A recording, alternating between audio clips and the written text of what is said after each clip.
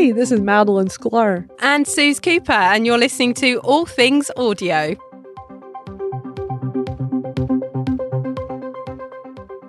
And let's start with this very first story. I mean, last week, our top story, we were shocked by the removal of captions. I think that this top story might actually trump that in terms of shock factor. This week, we saw quite a few tweets, Madeline, from various different places with this screenshot showing that Twitter are going to be removing previously recorded broadcasts. Now, there's been a bit of speculation about what that can actually be defined as, but obviously for us, we're most concerned about whether or not that might impact Spaces. Madeline, what are your thoughts on it?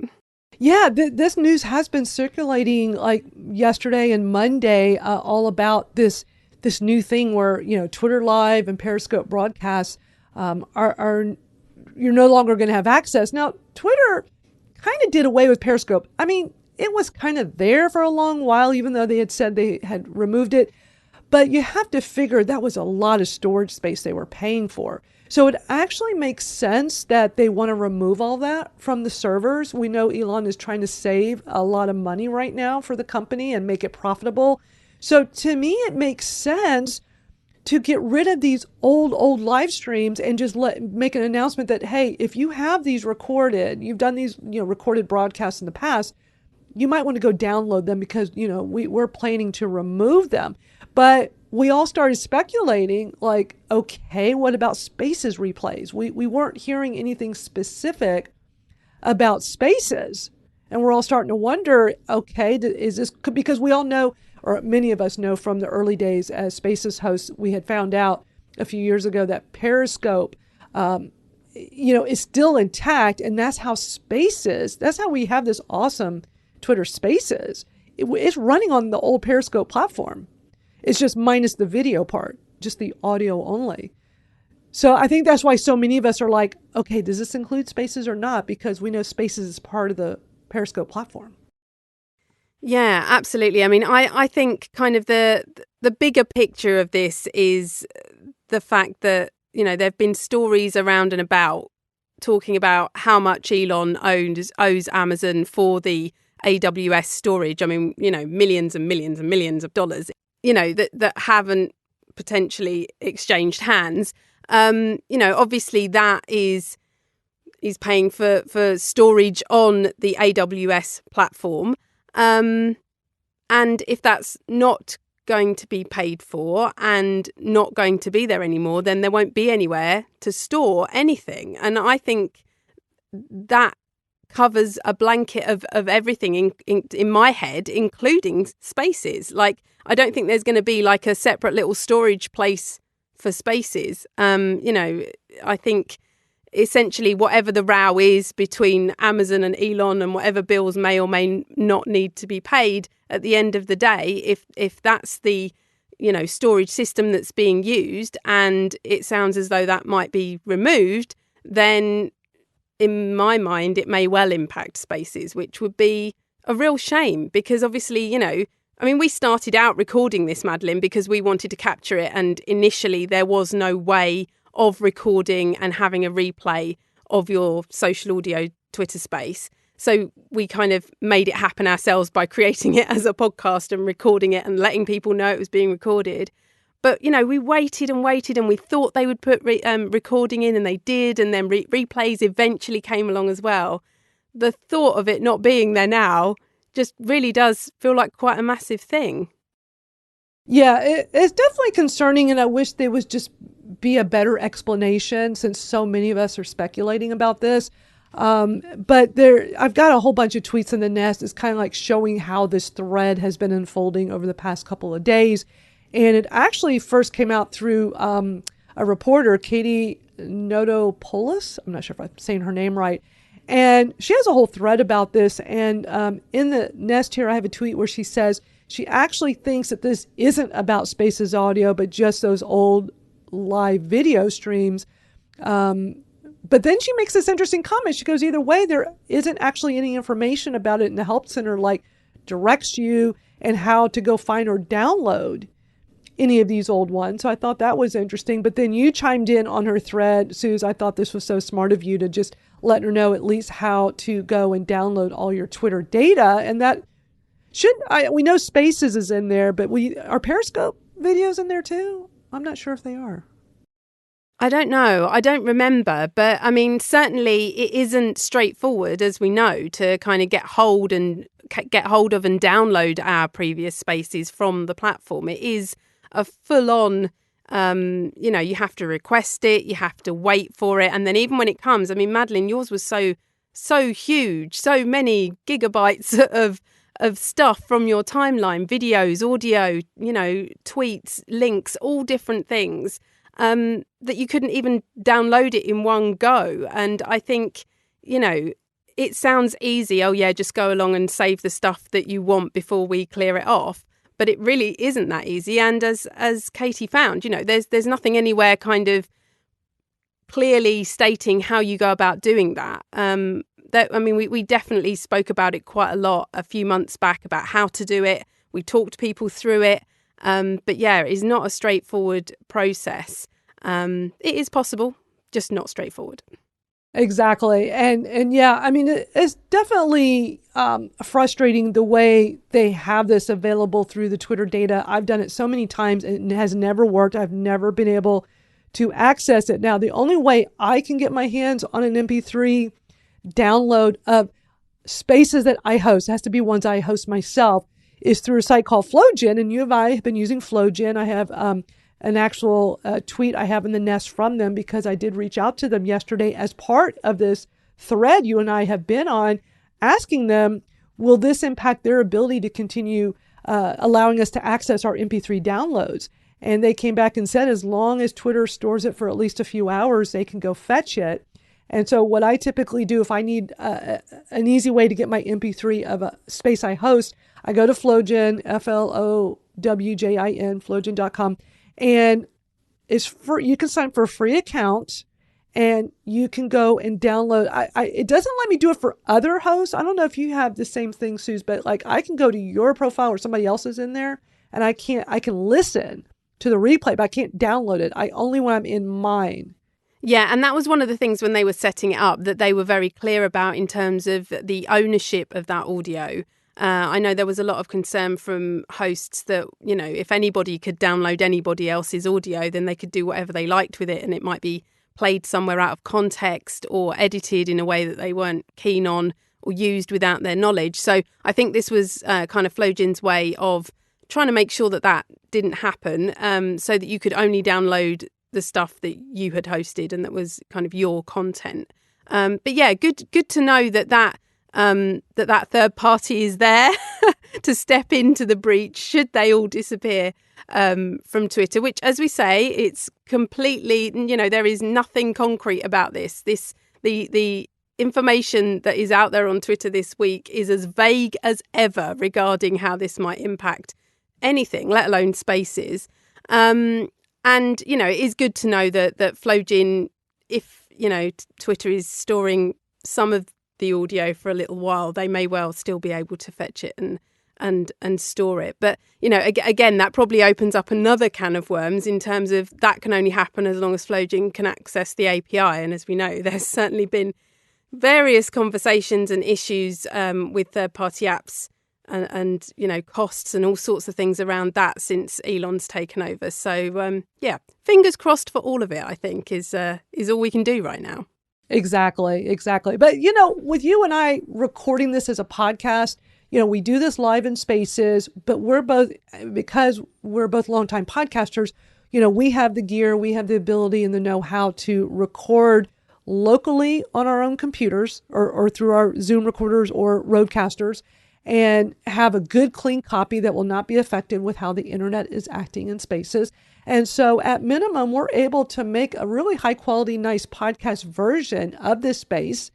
And then we're also able to access when we have the Q&A later in the show, and you're able to take an MP3 download of that, or you're probably getting it right through your Roadcaster, right? Yeah, that's right. Yeah, I feed it through the through the channel. I feed the whole space through. So I've actually got it recording into Adobe Audition on a separate track, the full space. So I end up with all of the audio to put together for the podcast version at the end, yeah. And I have the ability to do that too now with the Zoom PodTrack 4 recorder, because with me being on my iPhone in Spaces right now, it uses one of the tracks and it is recording it right now. So, it's nice that I now have a backup for you in case you have an issue. And then you've used Flowjin as a backup when you needed an MP3. I have, but you know what? I have also replayed the space from Twitter into various recording stuff at a very pinch when I've totally messed everything up. If something hasn't worked, if the computer's gone down, whatever's happened, it's a real-time solution. But hey, if you need the audio, and that's a way of getting it, then that was what I had to do in the early days. So you're like me, Suze. It's like when there's a roadblock, you find a way around it, and that's why I love working with you, because we both think alike when it comes to stuff like that. There's always a way. There's always a way around it. And then you came across another interesting thing related to Twitter Spaces. I'm going to stick that in the nest for you to talk about. Yeah, I was excited about this. So a Twitter account called Discussing Film hosted a Twitter space March the 3rd, where they interviewed Guillermo del Toro about the Pinocchio film that was recently released. It was just such a nice little nugget, a nice use case for Spaces. You know, they interviewed him, they chatted with him, they made him into a real human being for me. You know, I mean, obviously I've read stuff about the Pinocchio film, I've seen the Pinocchio film, now I've heard Guillermo del Toro speaking about it on Spaces. I was really interested in the way that they set up accepting questions from their Twitter followers in the days running up to it. They asked them all to use the hashtag #ChatGDT so they could send in their questions so that they could be passed over to Guillermo during the conversation. It was an hour long, 20,000, I think, at the last look on the Spaces card for it have listened to it. Just a really nice kind of nugget of a use case in terms of like, here's a way that an account that is all about film, that will have followers that, you know, see their several tweets a day about various things in the film industry and various celebrities using Spaces to their advantage, and, you know, 20,000 people tuning in isn't to be sneezed at. So it was brilliant. The one thing I would have asked them to do is to pin that tweet, because they really do tweet a lot. And I had to scroll a really long way to find that, even though I knew they were doing it. And yeah, I think, you know, something like this, if you created a piece of content like that, and I did also see some PR around it as well, you know, it would have been great to just be able to go to the account and to have that as their pinned tweet, and I could have just instantly replayed it then and there. But yeah, I did have to do a little bit of scrolling to find it. But yeah, just a really nice way of sort of linking Spaces into the content that you're already creating. I just thought it was a nice one. Yeah, that's a great use case for Spaces for sure. There's so many ways to use Twitter Spaces. I think uncovering this is such a great example. So I really appreciate you sharing that with everybody today. Now we got Spotify news to share. There's a lot happening with Spotify today. Did you know ahead of time that today was going to be like the Spotify day of changes? Because I was not even aware till I got into Twitter this morning and just started seeing all kinds of craziness showing up in my feed. Well, there's been like the Future of Audio conference has been going on. There's obviously like podcast movement evolutions, or you know, stuff going on in Vegas, all of that. So I guess now is kind of the time for all these things to be coming out and happening. But goodness, you know, they just choose a Wednesday an hour before we go live just to ensure that we're on our toes, right? It's always on Wednesdays when there's breaking news. It's like, I would be surprised if there wasn't, you know, because this happens to us every single week, Suze. I'm always scrambling at the last minute to get all these tweets ready in my bookmark so I can easily pop them in the nest. But just a few hours ago, Chris Messina, I mean, look, I'm glad I have him in a Twitter list that I check multiple times a day. And this just popped up. I know Spotify, you know, is making big changes to the app, and we're going to talk about that in a minute. But I wasn't expecting to see that the Anchor app, and Anchor is owned by Spotify. It's a very popular way for people to podcast, especially beginners.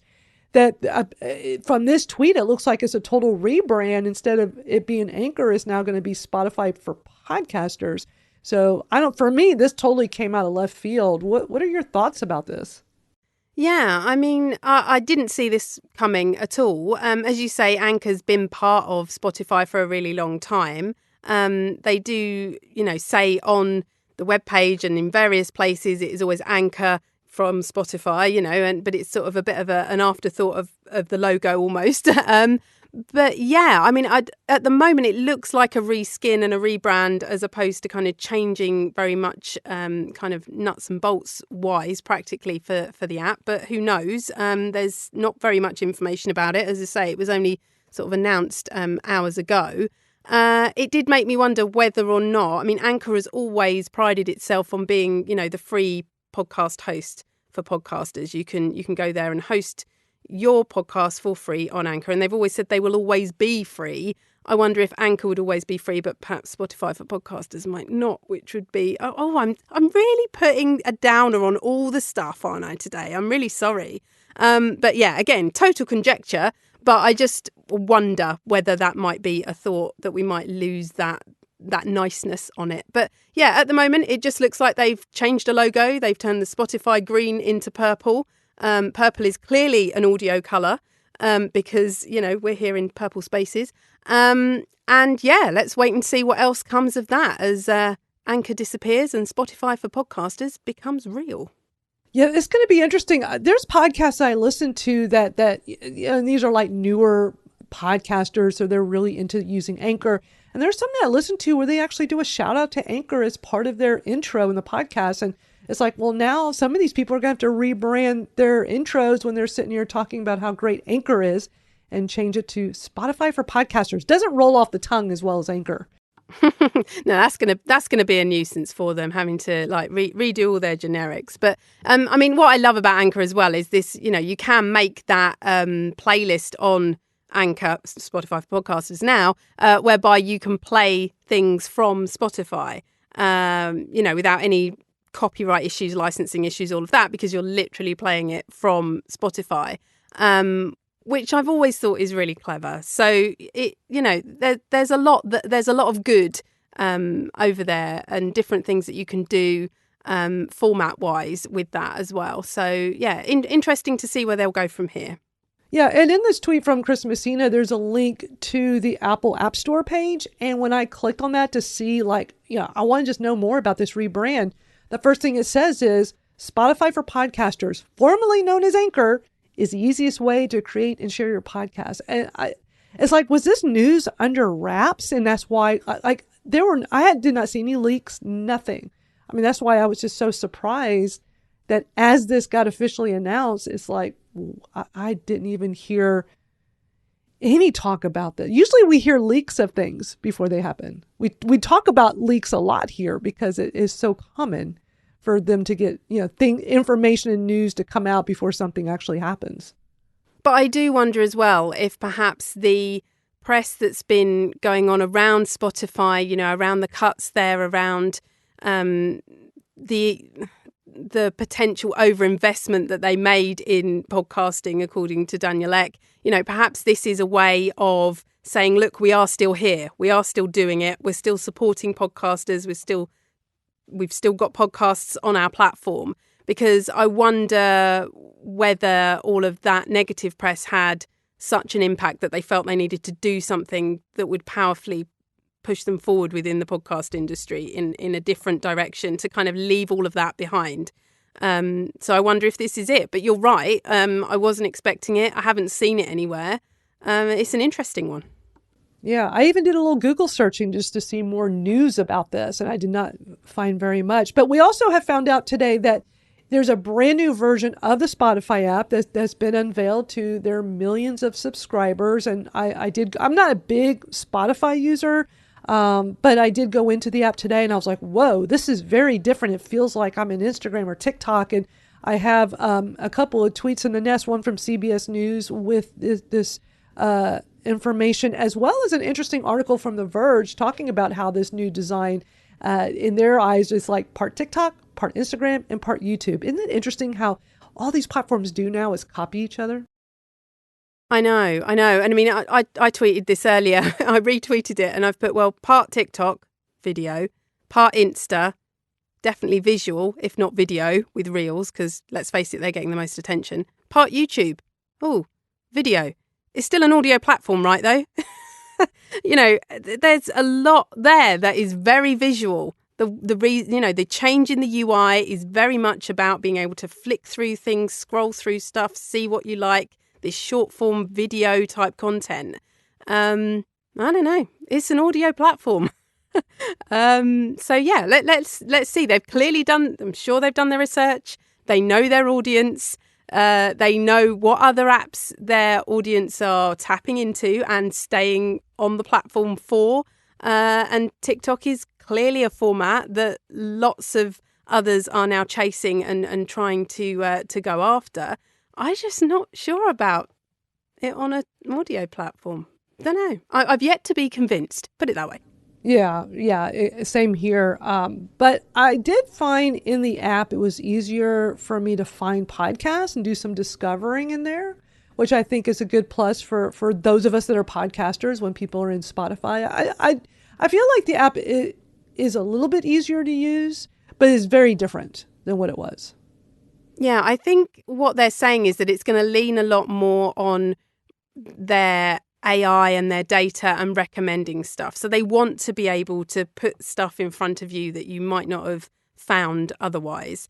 So that's it's an interesting take and an interesting way of going about it to make sure that it's visual led. But yeah, interesting to see such a huge overhaul and to see how people will react to that over the coming days. Yeah, very interesting. I'm sure we'll be hearing more in the next few weeks and we'll continue discussing it. Amazon Amp, we've been talking about them lately, haven't we, Suze? We have. So they keep popping up in the news. I know. Well, last week we were talking about the fact that they'd announced that replays were coming to Amazon Amp. And we hadn't heard about Amazon Amp for weeks, maybe months even, Madeline, before that, had we? So yeah, what did you find? Well, so I was reading through this really interesting thread. I'm putting the tweets to it, not the whole thread, but I'm putting 3 tweets in the nest that I thought were interesting. So this thread starts off saying, what if we told you that you can now replay shows you missed live on air? And I'm like, oh, okay. I like the sound of this. Keep going. And then it says, starting today, if you miss a live show, don't fret. The replay will be available for 2 weeks.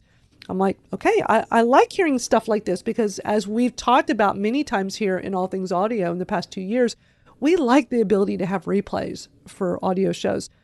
But then it says, will every show be, this is like further down in this thread, will every show be replayed? You'll be able to listen to hand-selected shows we know you'll love. I'm like, oh, okay. These are probably, the biggest of the big shows that are paying for advertising that are going to get hand-selected in air quotes.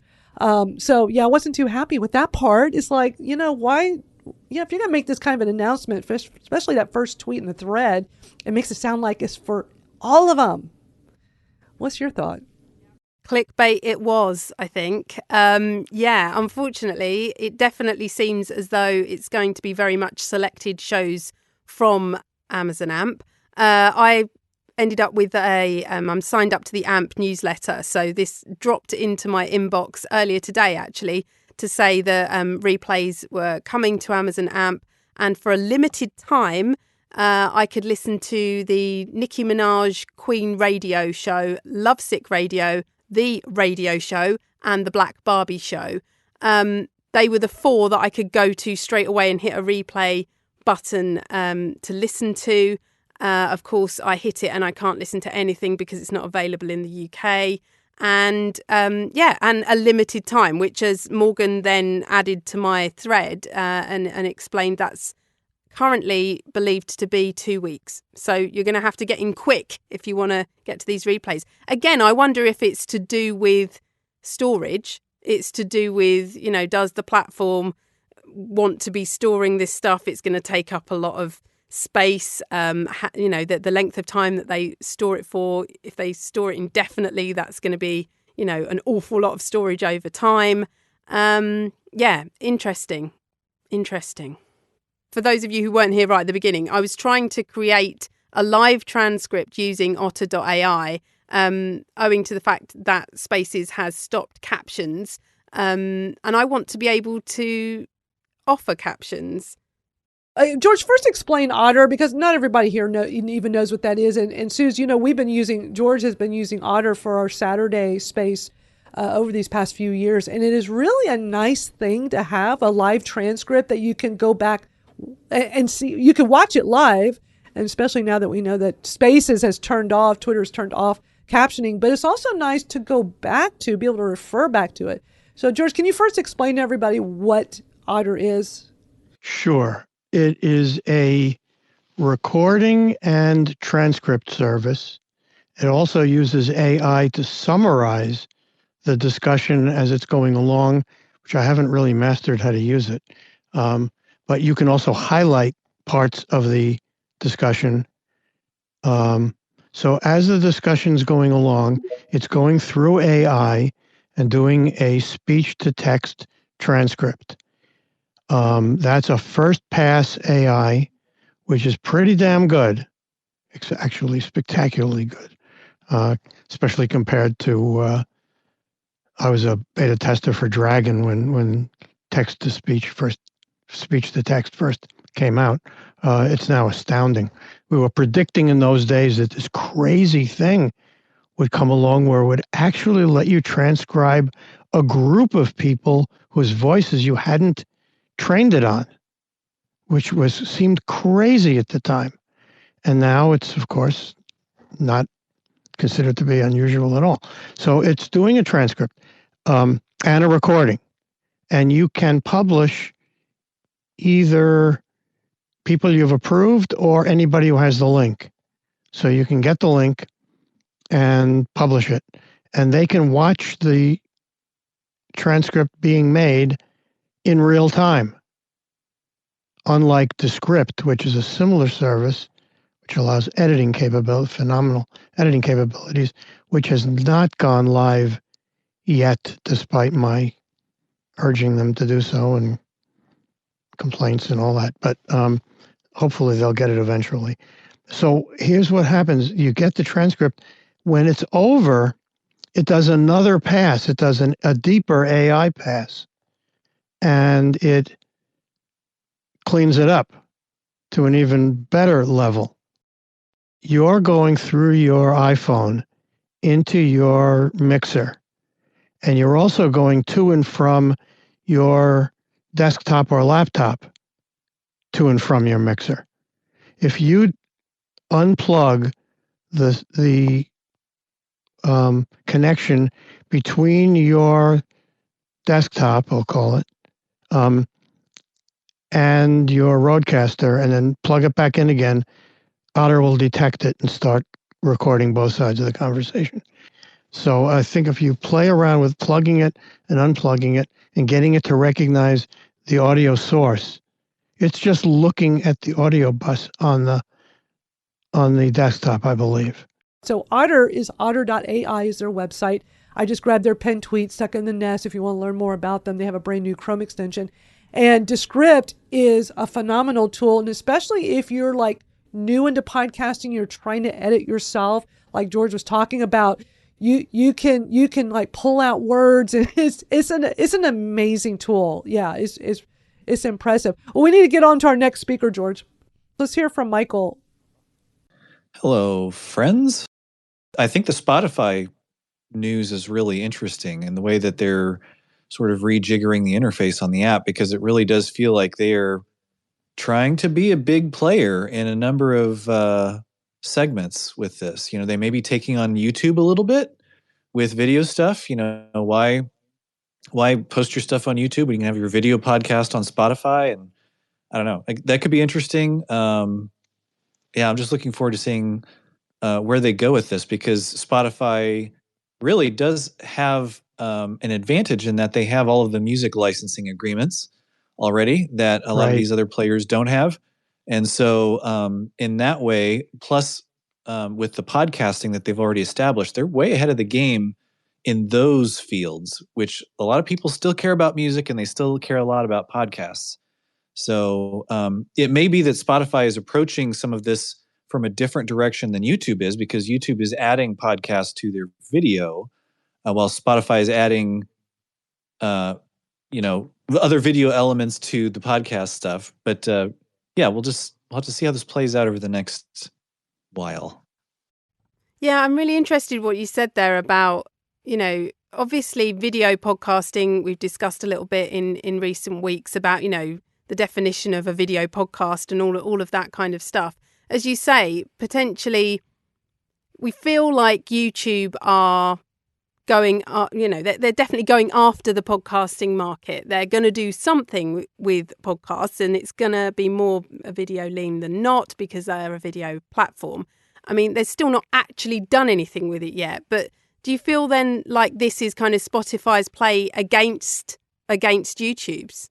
Oh, absolutely. Yeah, because I mean, if you think about it, the format of so many programs on YouTube, they're basically video podcasts, except they don't have the RSS feed. And they haven't been called podcasts, but in a lot of ways they are. So if you think about it, for a lot of channels on YouTube, it would not be a heavy lift to at least also put those series that they do in programs onto Spotify and have another channel of distribution. Yeah, really interesting. That is such an interesting point. That's clearly Elon's ambition too. He wants to bring a lot of that audio and video over to Twitter, clearly. Michael, I just want to come back to you and say, we're talking there about Spotify and the different changes. Obviously, we've got Anchor turning into Spotify for podcasters. We've got a brand new UI on the main Spotify app. Dare I mention Spotify Live? How dare you? I know. Do you think we can expect anything from that? Oh, well, okay, so here, I'm a big social audio guy. I've hosted stuff here on Twitter. I've hosted stuff on Clubhouse. I've been on Spotify Live. I've tried Wisdom. Wasn't a big fan, but, to each their own. And I've done the social audio thing, and Spotify, they have just kept dragging Spotify Live along. They got it when it was Locker Room. They rebranded it to Green Room, and then it didn't go anywhere. Then it was Remember Spotify all the Live. gems? Didn't all go the anywhere. gems? Yeah, I mean, there's all stuff, but like it sticks around. It's that cat that just won't go away. So I wonder if Spotify really does have some plans for social audio, and they're just trying to figure out the best direction to go with it because they see the benefit. They're just, I don't know, trying to figure things out. I mean, I mentioned this in our DMs earlier. I don't think it's going out on a limb to think that in the next few years, maybe Spotify would look at Clubhouse as an acquisition, bring along the community and all of the engineers and other mind now that space, would be whatever you want smart. to call That's brilliant. That could be would really smart. interesting. That really could. Yeah.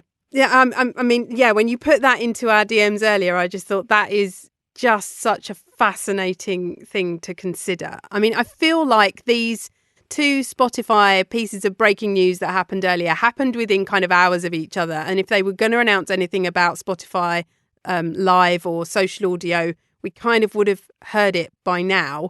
If it was going to be within this kind of tranche of announcements.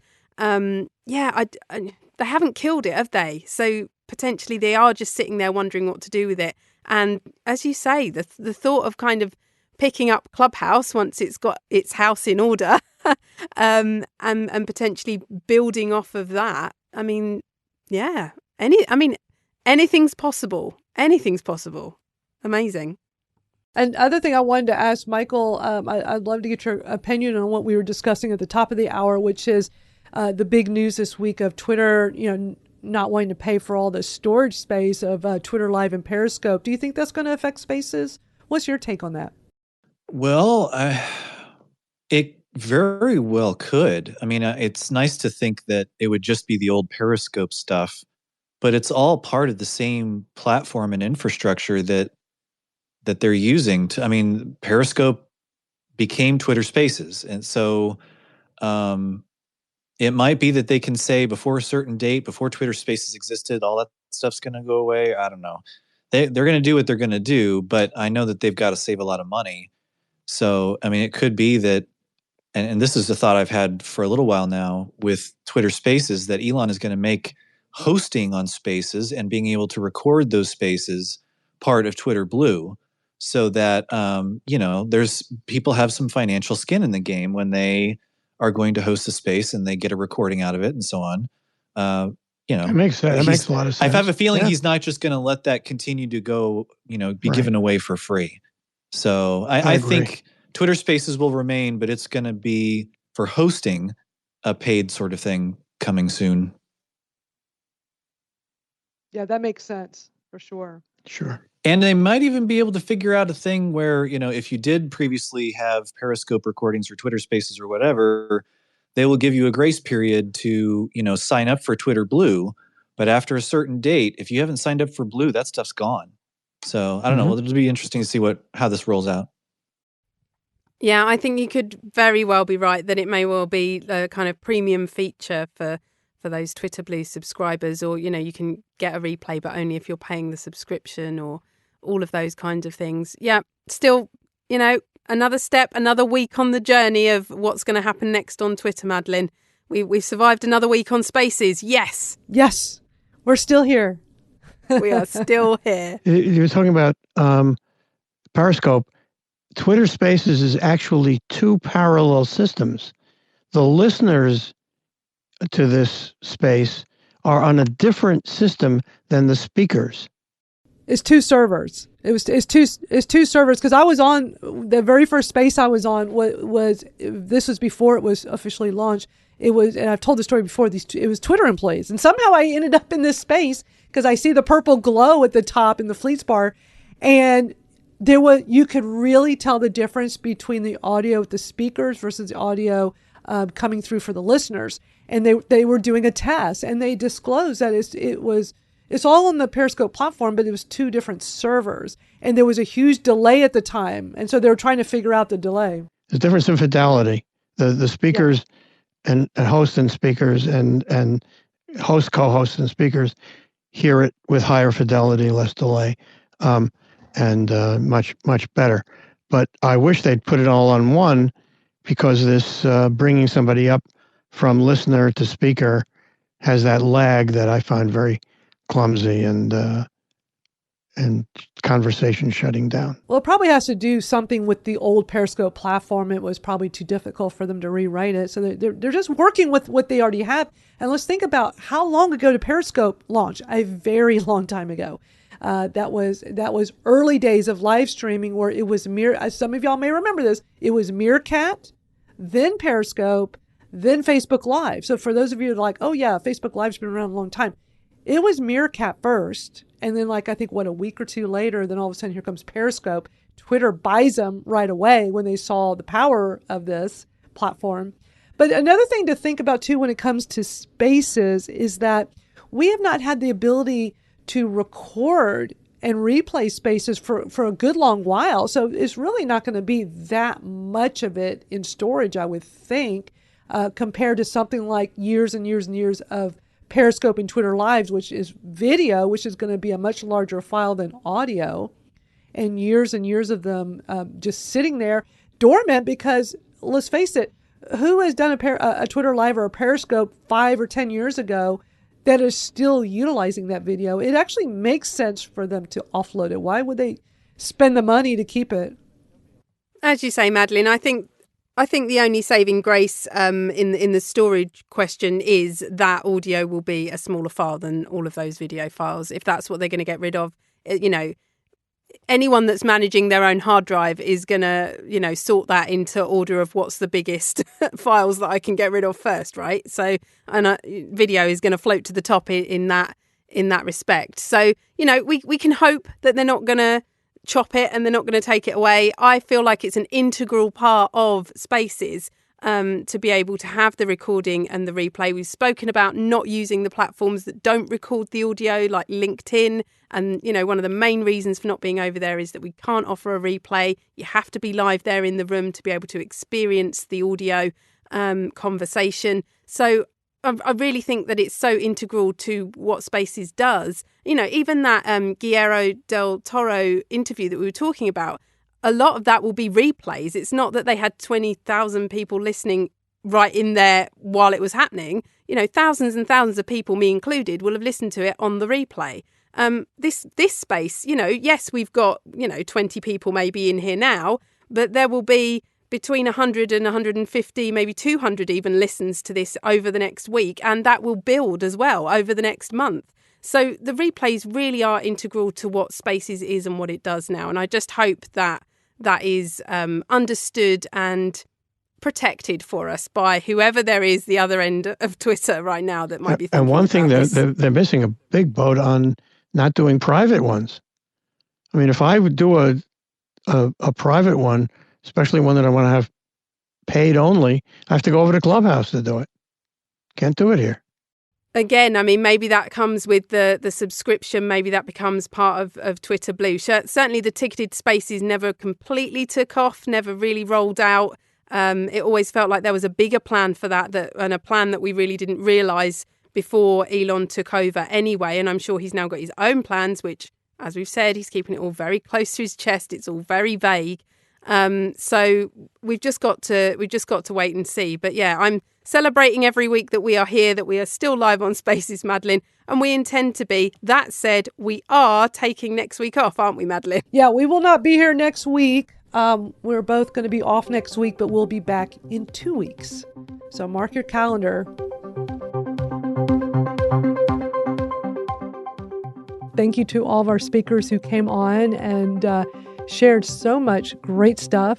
And we're available in all of your favorite podcast apps. We're out there, All Things Audio. You can also go to allthingsaudiopodcast.com as well. You certainly can. And you can catch us here on Twitter and use the hashtag AllThingsAudio, and we'll pick that up throughout the week. So that's it for this week. But thank you so much to everyone that's been here in the space with us and those of you listening. And we'll catch up with you next week. Bye, everybody.